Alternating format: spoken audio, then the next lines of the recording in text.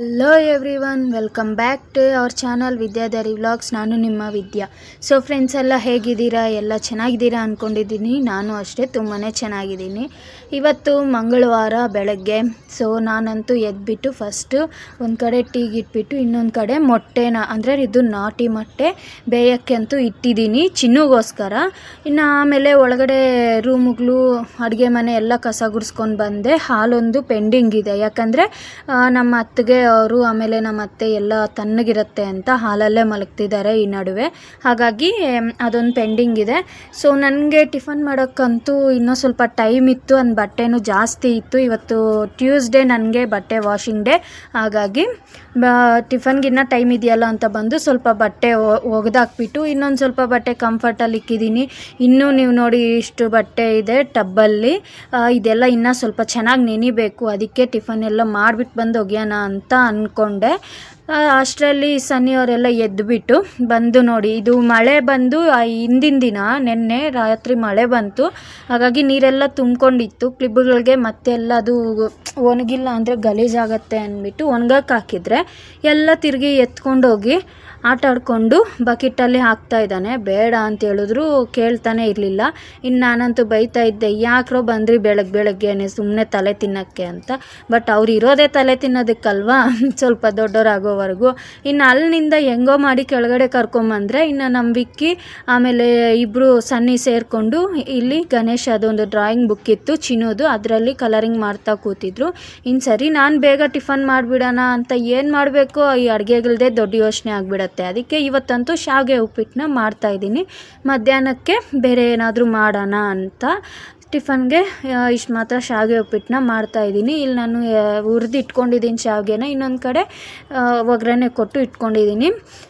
ಉಪ್ಪಿಟ್ಟಿಗೆ ಇಲ್ಲಿ ನಾನು ಕಡಲೆ ಬೀಜ ಮತ್ತು ಕೊಬ್ಬರಿ ಪುಡಿ ಅಂದರೆ ಸಪ್ರೇಟ್ ಅಲ್ಲ, ಯಾವಾಗೂ ಬರೀ ಕಡಲೆ ಬೀಜ ಹಾಕ್ಬಿಟ್ಟು ಮಾಡ್ತಾಯಿದ್ದೆ. ಈ ಸಲ ಸ್ವಲ್ಪ ಜಾಸ್ತಿ ಆಗಬೇಕು ನಮಗೆ ಪುಡಿ ಅಂತಂದರೆ ಕೊಬ್ಬರಿ ಕೂಡ ಆ್ಯಡ್ ಮಾಡ್ಕೊಬೋದು.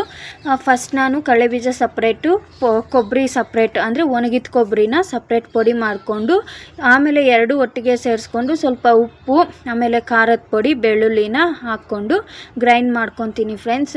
ಇದು ನಾವು ಬಿಸಿ ಬಿಸಿ ಅನ್ನಕ್ಕೆ ತುಪ್ಪ ಹಾಕ್ಕೊಂಡು ಹಾಕ್ಕೊಂಡು ತಿನ್ಬೋದು ಪೊಡಿನ. ಇಲ್ಲ ಎಮರ್ಜೆನ್ಸಿಗೆ ಸಾರುಗಳು ಕರೀಸ್ ಏನು ಇಲ್ದಿದ್ದಾಗ ಚಪಾತಿ ಪೂರಿ ಈ ಥರದಕ್ಕೂ ತುಂಬಾ ಚೆನ್ನಾಗಿರುತ್ತೆ ಟೇಸ್ಟ್. ಬೆಳ್ಳುಳ್ಳಿ ಪುಡಿ ಕೂಡ ಮಾಡ್ತಾರೆ, ಬಟ್ ನಮ್ಮ ಮನೇಲಿ ಇದು ಜಾಸ್ತಿ ಕಡಲೆ ಬೀಜ ಪುಡಿ ಮಾಡೋದು. ಉಪ್ಪಿಟ್ಟಿಗಂತೂ ತುಂಬ ಚೆನ್ನಾಗಿರುತ್ತೆ, ರವೆ ಉಪ್ಪಿಟ್ಟಿಗೆ ಕೂಡ. ಇನ್ನು ಟಿಫನ್ ಕೆಲಸ ಎಲ್ಲ ಮುಗಿಸ್ಕೊಂಡು ಸನ್ನಿಗೂ ಚಿನ್ನುಗೂ ಕೂಡ ತಿನ್ನಿಸ್ಬಿಟ್ಟು ನಾನಂತೂ ಮಿಕ್ಕಿದ ಬಟ್ಟೆನ ಒಗೆದಾಕ್ಬಿಟ್ಟು ಹೋಗೋಣ, ಆಮೇಲೆ ಬಿಸಿಲು ಇದ್ದಿದ್ದು ಜಾಸ್ತಿ ಆದರೆ ಕಷ್ಟ ಆಗುತ್ತೆ ಅಂತ ಬಂದೆ. ಬಟ್ ಅಷ್ಟರಲ್ಲೇ ಬಿಸಿಲು ಆಲ್ರೆಡಿ ಸ್ಟಾರ್ಟ್ ಆಗಿಬಿಟ್ಟಿದೆ. ಇವತ್ತು ಒಂದು ಸ್ವಲ್ಪ ತಣ್ಣಗೆ ಇದ್ದಂಗೆ ಇದೆ ಕ್ಲೈಮೇಟ್, ಆದರೆ ಬಿಸಿಲು ಮಾತ್ರ ಹಬೆ ಸೆಕೆ ಮಾತ್ರ ಹೊಡಿತಾನೇ ಇದೆ. ನನಗಂತೂ ತಲೆ ಎಲ್ಲನೂ ನೆಂದೋಗ್ಬಿಟ್ಟಿದೆ. ಹೋಗಿ ಫಸ್ಟು ತಲೆ ಸ್ನಾನ ಮಾಡ್ಕೊಬೇಕು ಅಂತ ಅಂದ್ಕೊಂಡೆ ಕೆಲಸ ಎಲ್ಲ ಮುಗಿಸ್ಕೊಂಡು. ಬಟ್ ಇನ್ನೂ ತುಂಬ ಕೆಲಸ ಇದ್ದಿದ್ದರಿಂದ ಈಗಾಗಲೇ ಸ್ನಾನಕ್ಕೆ ಹೋಗೋಕ್ಕೆ ಆಗೋದಿಲ್ಲ.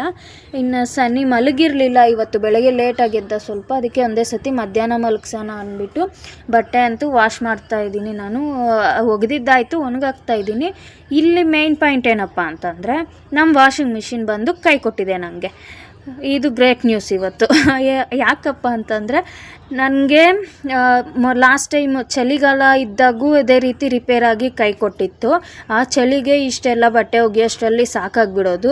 ಈಗ ಬೇಸಿಗೆ ಕಾಲದಲ್ಲೂ ಇದೇ ಥರ ಕೈ ಕೊಟ್ಟಿದೆ. ಸೊ ಇನ್ನೇನು ಮಾಡೋದು, ಎಲ್ಲನೂ ಒಗೆಯೋಷ್ಟರಲ್ಲಿ ಬಿಸಿಲಲ್ಲಿ ಸಾಕಾಗಿ ಹೋಗ್ತಿತ್ತು ನನಗೆ.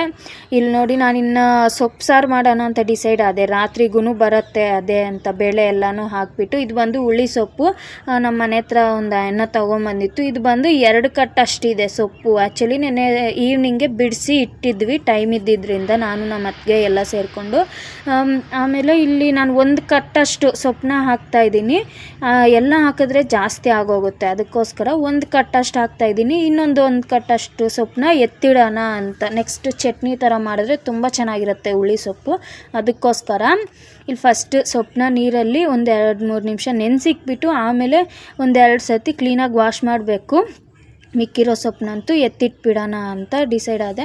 ಇಲ್ಲಿ ಆಮೇಲೆ ಬೇಳೆನ ತೊಳೆದ್ಬಿಟ್ಟು ಆಲ್ರೆಡಿ ಸುಮ್ಮನೆ ಸ್ಟವ್ವಲ್ಲಿ ಇಟ್ಟಿದ್ದೀನಿ ಸ್ಟವ್ ಮೇಲೆ.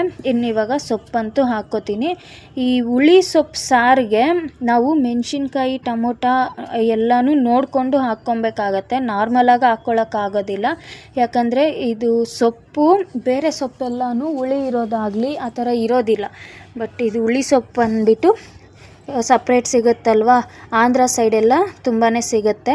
ಸೊ ಇದು ಸ್ಪೆಷಲ್ ಅಂದರೆ ಹುಳಿ ಇರೋದ್ರಿಂದ ಇದಕ್ಕೆ ನಾನು ಜಾಸ್ತಿ ಟೊಮೊಟೊ ಹಾಕ್ತಾಯಿಲ್ಲ.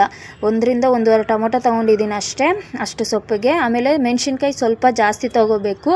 ನಾನಂತೂ ಇಷ್ಟು ಮೆಣಸಿನ್ಕಾಯಿ ತೊಗೊಂಡಿದ್ದೀನಿ. ಆಮೇಲೆ ಈರುಳ್ಳಿ ತೊಗೊಂಡಿದ್ದೀನಿ. ಅದು ಖಾರ ಎಷ್ಟು ಮಟ್ಟಿಗೆ ಇರುತ್ತೋ ನೋಡಬೇಕು, ಯಾಕಂದರೆ ಈ ನಡುವೆ ಮೆಣಸಿನ್ಕಾಯಿ ಖಾರ ಕಮ್ಮಿ ಬರ್ತಾಯಿದೆ.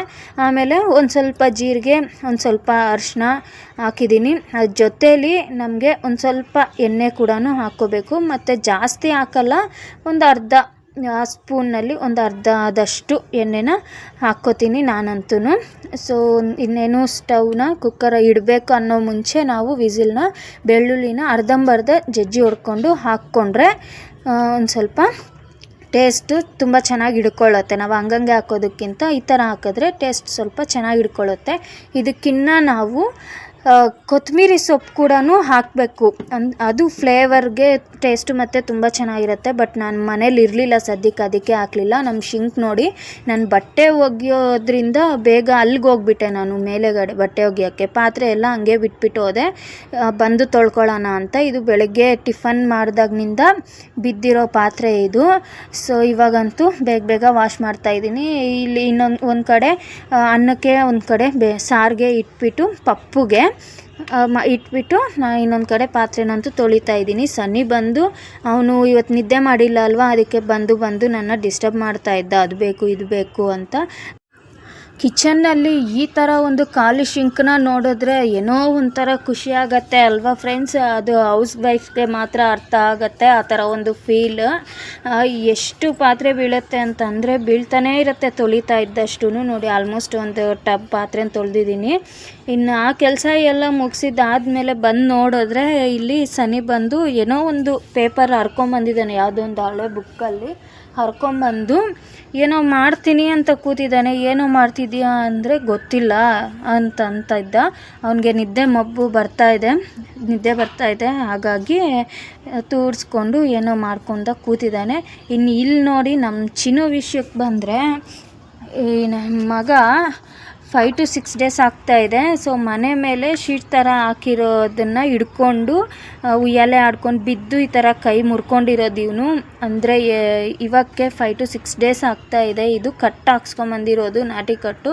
ಇನ್ನು ಅವತ್ತು ರಾತ್ರಿ ಅಂತೂ ತುಂಬಾ ಕಾಟ ಕೊಟ್ಟ ಪೇಯ್ನ್ಗೆ. ಬಿದ್ದಿದ್ದು ಮಾರನೇ ದಿನ ಹೋಗಿ ಕಟ್ಟು ಹಾಕ್ಸ್ಕೊಂಬಂದಿದ್ದು. ಬಿದ್ದಿದ್ದ ದಿನ ಸಂಜೆ ಅಂದರೆ ಮಧ್ಯಾಹ್ನ ಬಿದ್ದ, ಸಾಯಂಕಾಲ ಪೇಯ್ನ್ ಕಿಲ್ಲರ್ ಇಂಜೆಕ್ಷನ್ ಎಲ್ಲನೂ ಕೊಟ್ಟಿದ್ದರು. ಅವತ್ತು ಚೆನ್ನಾಗೇ ನಿದ್ದೆ ಮಾಡ್ದ. ಇದು ಜಾಸ್ತಿನೂ ಆಗಲಿಲ್ಲ, ಹಂಗನ್ಬಿಟ್ಟು ಒಂದು ಸ್ವಲ್ಪ ಕ್ರ್ಯಾಕ್ ಬಿಟ್ಟಿದೆಯಂತೆ ಅಷ್ಟೇ. ಎಕ್ಸ್ರೇ ಎಲ್ಲ ಮಾಡಿಸಿದ್ವಿ, ಇನ್ನು ಸ್ವಲ್ಪ ಕ್ರ್ಯಾಕ್ ಬಿಟ್ಟಿದೆಯಂತೆ. ಇನ್ನೂ ಜಾಸ್ತಿ ಏನಾದರೂ ಆಗಿದ್ರೆ ಏನು ಫ್ರೆಂಡ್ಸ್ ಗತಿ ಇವಂದು. ಚಿಕ್ಕ ಮಗು ಬೇರೆ, ಹೇಳಿದ್ರೆ ಕೇಳೋದೇ ಇಲ್ಲ, ತೀಟೆ ಮಾಡಬೇಡ್ರಿ ಅಂತ.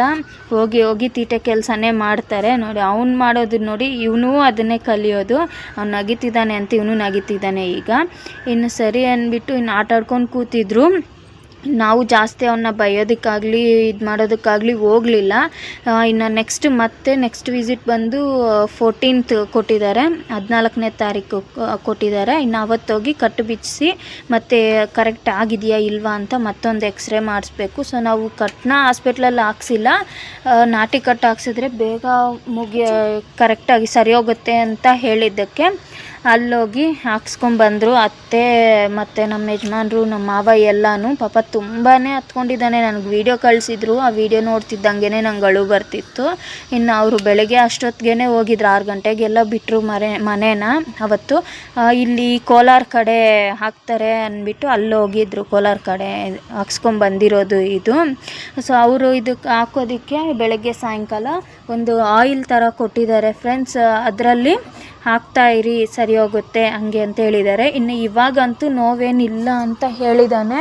ಆ್ಯಂಡ್ ಈಗ ಸ್ವಲ್ಪ ಇದಾಗೋದಕ್ಕೆ ಕ್ಯಾಲ್ಶಿಯಂ ಸಿರಪ್ ಎಲ್ಲನೂ ಕೊಡ್ತಾಯಿದ್ದೀವಿ ಡೈಲಿ ಮಾರ್ನಿಂಗ್ ಆ್ಯಂಡ್ ಈವ್ನಿಂಗು.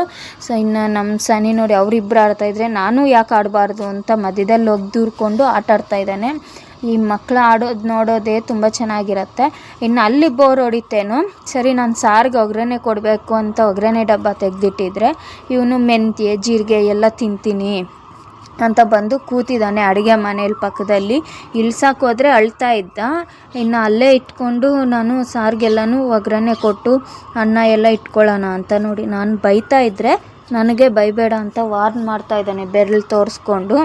ಇನ್ನು ಆಗಲ್ಲ ಅಂತ ಡಬ್ಬನೇ ತೆಗ್ದಿಕ್ಬಿಟ್ಟೆ. ಆದರೆ ಅದು ಬೇಕು ಬೇಕು ಅಂತ ಹಠ ಮಾಡ್ತಾಯಿದ್ದ. ಇನ್ನು ಈಗ ನಿದ್ದೆ ಬರೋ ಟೈಮಲ್ಲಿ ಅವ್ನು ಕೇಳಿದ್ನ ಕೊಟ್ಬಿಡ್ಬೇಕು, ಇಲ್ಲಾಂದರೆ ತುಂಬಾ ಹಠ ಮಾಡ್ತಾನೆ. ಅದು ಮಾಡ್ತೀನಿ ಇದು ಮಾಡ್ತೀನಿ ಕೀಳ್ತೀನಿ ಹೊಡೆದಾಕ್ತೀನಿ ಅಂತ. ಇನ್ನು ಅದೆಲ್ಲ ಆದಮೇಲೆ ಸರಿ ನಾ ಮಕ್ಳಿಗೆಲ್ಲನೂ ಊಟನೂ ಮಾಡಿಸ್ದೆ. ಇನ್ನು ನಮ್ಮ ಅತ್ತಿಗೆಗೆ ಆಮೇಲೆ ನಮ್ಮ ವಿಕ್ಕಿಗೆ ಬಾಕ್ಸ್ ಊಟ ಬೇಕು ಅವ್ರಿಗೆ ಮನೆಗೆ ಬರೋದಕ್ಕಾಗಲ್ಲ ಅಂತ ಹೇಳಿದ್ದಕ್ಕೆ ನಾನಂತೂ ಬಾಕ್ಸ್ ತೊಗೊಂಡೋಗೋಣ ಅಂತ ಪ್ಯಾಕ್ ಮಾಡಿಕೊಂಡು ಹೊರಡ್ತಾ ಇದ್ದೀನಿ. ಇನ್ನು ನಮ್ಮ ಕೆಳಗಡೆ ಮನೇಲಿದ್ದಾನಲ್ವ ಗುಂಡನ್ನ ಅವನು ಬಂದಿದ್ದ ಬಾಲ್ ತಗೊಂಡು. ಈ ನಡುವೆ ನಮ್ಮ ಮನೇಲಿ ತುಂಬ ಚೆನ್ನಾಗಿ ಆಟ ಆಡ್ಕೋತಾನೆ. ಯಾಕಂದರೆ ಮಕ್ಕಳಿರೋ ಕಾರಣ ಮಕ್ಕಳೇ ಇಷ್ಟ ಆಗೋದ್ರಿಂದ ತುಂಬ ಚೆನ್ನಾಗಿ ಆಟ ಆಡ್ಕೊಂಡು ಅವನು ಬಂದ. ಇನ್ನು ನಾವು ಹೊರಟ್ವಿ. ಈ ಅಪ್ಪ ಏನೋ ಯೋಚನೆ ಮಾಡ್ಕೊಂಡು ಇಳಿತಾ ಇದ್ದಾನೆ ನಮ್ಮ ಸನಿ. ಯಾಕು ಅಂತಂದರೆ ಏನೂ ಹೇಳ್ತಾ ಇಲ್ಲ. ಅದೇ ಹೇಳಿದ್ನಲ್ವ ನಿದ್ದೆ ಬರ್ತಾ ಇದ್ದಿದ್ದ ಕಾರಣ ಅವನು ಆ ಥರ ಇದ್ದ. ಇನ್ನು ನಮ್ಮ ಸನಿ ಎಲ್ಲಿಗೆ ಹೋದ್ರು ಎಲ್ಲಿ ಬಂದರೂ ಗುಂಡನ್ನ ಮಾತಾಡಿಸ್ಕೊಂಡೇ ಬರೋದು ಹೋಗೋದು. ಇನ್ನು ನಾವಂತೂ ಹೋಗಿ ಶಾಪಲ್ಲಿ ಬಾಕ್ಸ್ನ ಕೊಟ್ಬಿಟ್ಟು ವಾಪಸ್ ಬರಬೇಕಾದ್ರೆ 10 ರೂಪಾಯಿ ಕಾಸು ಕೊಟ್ಟಿದ್ರು ಸನಿಗೆ. ಲಾಲಿಪಾಪ್ ಬೇಕು ಅಂದ್ಬಿಟ್ಟು ಶಾಪ್ನಲ್ಲಿ ಅಂದರೆ ನಮ್ಮ ಮನೆ ಹತ್ರ ಬರ್ತಾ ಇದ್ದಂಗೆ ನಮ್ಗೆ ಗೊತ್ತಿರೋರು ಆಂಟಿಯವ್ರದ್ದು ಶಾಪ್ ಇದೆ. ಸೊ ಅಲ್ಲಿ ಅವನೇ ಹೋಗ್ಬಿಟ್ಟು ನಾವು ಗಾಡೀಲಿ ಹೋಗಿದ್ರಿ, ನೀನು ಇಲ್ಲೇ ಇರು ಗಾಡಿನಲ್ಲಿ ನಾನು ಹೋಗಿ ತೊಗೊಂಬರ್ತೀನಿ ಅಂತ ಹೋದ. ಲಾಲಿಪಾಪ್ ಎಲ್ಲ ತಗೊಂಡ. ಇನ್ನು ಅದೆಲ್ಲ ಆದಮೇಲೆ ಕಾಸೆಲ್ಲ ಕೊಟ್ಬಿಟ್ಟು ವಾಪಸ್ಸಂತೂ ಮನೆಗೆ ಬಂದ್ವಿ. ಇನ್ನು ಹೋಗಿ ಫಸ್ಟ್ ಸನಿನ ಮಲಗಿಸ್ಬಿಡ್ಬೇಕು ಅಂತ ನಾನು ಅಂದ್ಕೊಂಡೆ. ಆದರೆ ಸನಿ ಮಾತ್ರ ಹೋಗಿದ ತಕ್ಷಣ ಅವ್ರ ಅಣ್ಣಗೊಂದು ಕೊಟ್ಟ, ಆಮೇಲೆ ಅವ್ರ ಅಕ್ಕಗೊಂದು ಕೊಟ್ಟ, ಇನ್ನು ವಿಕ್ಕಿಗೊಂದು ತೆಗ್ದಿಕ್ಬೇಕು. ಸೊ ಅವನಿಗೊಂದು ಎತ್ತಿಟ್ಬಿಟ್ಟು ಇನ್ನು ಇವಂದು ತಗೊಂಡು ನಾನು ಈಗಲೇ ತಿಂತೀನಿ ಅಂದ. ಸರಿ ತಿನ್ನೋ ಗಂಟ ಆದರೂ ಇರಲಿ, ಇನ್ನು ಬಿಡೋದಿಲ್ಲ ಅಂದ್ಬಿಟ್ಟು ಅವನಿಗೆ ಓಪನ್ ಅಂತೂ ಮಾಡಿ ಕೊಟ್ಟೆ. ಇನ್ನು ಅವ್ನು ಲಾಲಿಪಾಪ್ ಎಲ್ಲ ತಿಂದಿದ್ದಾದಮೇಲೆ ಕರೆಕ್ಟಾಗಿ ಇನ್ನು ಅಲ್ಲಿಗೆ ತುಂಬ ನಿದ್ದೆ ಬಂದುಬಿಟ್ಟಿತ್ತು. ಮಲಗಿಸ್ಬಿಟ್ಟು ಇನ್ನು ನಾನು ಸೊಪ್ಪು ಸಾರಂತೂ ಹಾಕ್ಕೊಂಡು ತಿಂತಾಯಿದ್ದೀನಿ. ಬಿಸಿ ಬಿಸಿ ಅನ್ನಕ್ಕೆ ಒಂಚೂರು ತುಪ್ಪ ಹಾಕ್ಕೊಂಡು ಈ ಹುಳಿ ಸೊಪ್ಪು ಸಾರು ತಿಂದರೆ ಅಂತೂ ಸಖತ್ತಾಗಿರುತ್ತೆ ಫ್ರೆಂಡ್ಸ್. ಇನ್ನು ನನಗೂ ಸ್ವಲ್ಪ ಇರಿಟೇಷನ್ ಆಗಿದ್ದರಿಂದ ನಾನು ಫ್ರೆಶ್ ಆಗಿಬಿಟ್ಟು ಬಂದು ಈಗ ಊಟ ಅಂತೂ ಮಾಡ್ತಾಯಿದ್ದೀನಿ. ಇನ್ಮೇಲೆ ಚಿನ್ನು ಏನೋ ಕೇಳ್ತಾ ಇದ್ದ, ಅದಕ್ಕೆಲ್ಲ ರಿಪ್ಲೈ ಮಾಡ್ಕೊತ ಇಲ್ಲಿ ಊಟನ ಮಾಡ್ತಾಯಿದ್ದೀನಿ. ಸೊ ಈ ಸೊಪ್ಪು ಸಾರು ಇನ್ನೂ ಒಂದು ಸ್ವಲ್ಪ ಖಾರ ಬೀಳಬೇಕಾಗಿತ್ತು ಮೆಣಸಿನ್ಕಾಯಿ. ಅದೇ ನಾನು ಹೇಳಿದ್ನಲ್ವ ಮೆಣಸಿನ್ಕಾಯಿ ಖಾರ ಬರ್ತಾ ಇಲ್ಲ ಈ ನಡುವೆ ಅಂತ, ಹಾಗಾಗಿ ಖಾರ ಸ್ವಲ್ಪ ಕಮ್ಮಿ ಇದೆ. ಬಟ್ ಟೇಸ್ಟ್ ಅಂತೂ ತುಂಬಾ ಚೆನ್ನಾಗಿದೆ. ಈ ಹುಳಿ ಸೊಪ್ಪು ಸಾರಿಗಿಂತ ಚಟ್ನಿ ಮಾಡಿದ್ರೆ ತುಂಬ ಚೆನ್ನಾಗಿರುತ್ತೆ. ಅದ್ರ ರೆಸಿಪಿನೂ ನೆಕ್ಸ್ಟ್ ಯಾವಾಗಾದರೂ ಶೇರ್ ಮಾಡ್ತೀನಿ. ಫೈನಲಿ ಹಾಫ್ ಡೇವರೆಗೂ ಇವತ್ತಿನ ಡೇ ಅಂತೂ ಕಂಪ್ಲೀಟ್ ಆಗಿದೆ ಫ್ರೆಂಡ್ಸ್. ಇನ್ನು ವೀಡಿಯೋನ ಕೂಡ ಎಂಡ್ ಮಾಡೋಣ ಅಂತ ಅಂದ್ಕೊಂಡಿದ್ದೀನಿ. ಯಾಕಪ್ಪ ಅಂತಂದರೆ ಆಲ್ರೆಡಿ ನೀವು ನೋಡ್ತಿರ್ಬೋದು ಕ್ಲೈಮೇಟ್ ಮೇಲೆಲ್ಲ ಮೋಡಗಳೆಲ್ಲನೂ ಆಲ್ರೆಡಿ ಬಂದುಬಿಟ್ಟಿದೆ. ಸೊ ನಾನಿನ್ನು ಒಗ್ದಾಕಿರೋ ಬಟ್ಟೆಗಳನ್ನೆಲ್ಲ ತೆಗೆದಿಡಬೇಕು. ಚಿನ್ನು ಸನ್ನಿ ಕೂಡ ನಿದ್ದೆ ಮಾಡಿಬಿಟ್ಟಿದ್ದಾರೆ. ಬಟ್ ನಮ್ಮ ಜಾನು ಇದ್ದಾಳಲ್ವ, ಇವಳಿಗೆ ನಿದ್ದೆನೇ ಬರೋದಿಲ್ಲ. ನನ್ನ ಹಿಂದಿಂದನೇ ತಿರ್ಕೊಂಡಿದ್ದಾಳೆ. ಇನ್ನು ಕ್ಲೈಮೇಟ್ ಕೂಡ ತುಂಬ ತಣ್ಣಗೆ ಸಾಫ್ಟಾಗಿ ತುಂಬಾ ನೈಸಾಗಿದೆ ಇವತ್ತು. ಅಂದರೆ ಬೆಳಗ್ಗೆ ಸ್ವಲ್ಪ ಹಬೆ ಹೊಡಿತಾ ಇತ್ತು, ಅಂದರೆ ಅಷ್ಟು ಬಿಸಿಲು ಕಾಣಿಸ್ತಾ ಇರಲಿಲ್ಲ, ಆದರೆ ತುಂಬ ಹಬೆ ಹೊಡಿತಾ ಇತ್ತು. ಬಟ್ ಈಗ ಮಾತ್ರ ಕ್ಲೈಮೇಟು ತುಂಬಾ ಚೆನ್ನಾಗಿದೆ. ಸೊ ನೋಡಿ, ನಮ್ಮ ಮನೆ ಮೇಲಕ್ಕೆ ಬಂದರೆ ಗಾಳಿ ಮಾತ್ರ ಸಖತ್ತಾಗಿ ಬರ್ತಾ ಇರ್ತೈತೆ ಫ್ರೆಂಡ್ಸ್. ಮನೆಯಲ್ಲೂ ಅಷ್ಟೇ, ಆದರೆ ಮೇಲೆ ಇರೋದಕ್ಕೂ ಕೆಳಗಡೆ ಇರೋದಕ್ಕೂ ತುಂಬ ಡಿಫ್ರೆನ್ಸ್ ಇರುತ್ತಲ್ವ. ಇನ್ನು ನಂದು ಊಟ ಎಲ್ಲನೂ ಆಗೋಯ್ತು. ಇನ್ನು ಏನಿದ್ರೂ ಇವೆಲ್ಲನೂ ಎತ್ಕೊಂಡ್ಬಿಟ್ಟು ಬಟ್ಟೆ ಆಮೇಲೆ ಹೋಗಿ ಒಂದು ಸ್ವಲ್ಪ ಪಾತ್ರೆ ಇದೆ ತೊಳೆದಿಕ್ಬಿಟ್ಟು ಸ್ವಲ್ಪ ಹೊತ್ತು ರೆಸ್ಟ್ ಮಾಡೋದು ಇಲ್ಲ ಅಷ್ಟರಲ್ಲಿ ಸನಿನೇ ಎದ್ದು ಬಿಡ್ತಾನೋ ಇವತ್ತು ನೋಡಬೇಕು. ಫೈನಲಿ ನಮ್ಮ ಚಿನ್ನು ಪೊಸಿಷನ್ ಅಂತೂ ನೋಡಿದ್ದೀರಲ್ವ. ಸೊ ಮಕ್ಕಳನ್ನ ದಯವಿಟ್ಟು ಹುಷಾರಾಗಿ ನೋಡ್ಕೊಳ್ಳಿ. ಅದನ್ನು ನಾನು ತಾಯಿಯಾಗಿ ಇನ್ನು ಬೇರೆಯವ್ರಿಗೆ ಹೇಳೋದು ಮಾತು ಅಲ್ಲ ಅದು. ಎಲ್ಲ ಕೇರ್ಫುಲ್ಲಾಗೇ ಇರ್ತೀರ. ಬಟ್ ನಮ್ಮ ಮಕ್ಕಳ ಥರ ತೀಟೆ ಮಕ್ಕಳು ಇರೋರು ಮಾತ್ರ ಇನ್ನೂ ಕೇರ್ಫುಲ್ಲಾಗೇ ಇರಿ. ಆ ನೋವು ಅವ್ರು ತಿನ್ನೋ ನೋವಿಗಿಂತ ಅವ್ರನ್ನ ನೋಡ್ತಾ ನಾವು ಅನುಭವಿಸೋ ನೋವು ತುಂಬಾ ಇರುತ್ತೆ. ತುಂಬ ನೋವು ಕೊಡುತ್ತೆ ಮನಸ್ಸಿಗೆ ಆ್ಯಕ್ಚುಲಿ. ಸೊ ಫ್ರೆಂಡ್ಸ್, ಇದು ಇವತ್ತಿನ ವಿಡಿಯೋ. ನಿಮಗೆ ಇಷ್ಟ ಆಗಿದೆ ಅಂತಲೇ ಅಂದ್ಕೊಂಡಿದ್ದೀನಿ. ಇಷ್ಟ ಆಗಿದ್ದರೆ ದಯವಿಟ್ಟು ಲೈಕ್ ಮಾಡಿ, ಶೇರ್ ಮಾಡಿ ಆ್ಯಂಡ್ ಪ್ಲೀಸ್ ನನ್ನ ಚಾನಲ್ನ ಸಬ್ಸ್ಕ್ರೈಬ್ ಮಾಡ್ಕೊಳ್ಳಿ. ನಿಮಗೆ ನನ್ನ ವೀಡಿಯೋಸ್ ಇಷ್ಟ ಆಗ್ತಿದೆ ಅಂತಂದರೆ ದಯವಿಟ್ಟು ನಿಮ್ಮ ಫ್ರೆಂಡ್ಸ್ಗೂ ಕೂಡ ವೀಡಿಯೋಸ್ನ ಶೇರ್ ಮಾಡಿ ನನ್ನ ಚಾನಲ್ನ ಸಬ್ಸ್ಕ್ರೈಬ್ ಮಾಡಿಕೊಂಡು ನನಗೆ ಸಪೋರ್ಟ್ ಮಾಡೋಕ್ಕೆ ಕೇಳಿ ಅಂತ ನಾನು ನಿಮ್ಮ ಹತ್ರ ಕೇಳ್ಕೊಳ್ತಾ see you in the next video friends. Thank you for watching. Bye bye.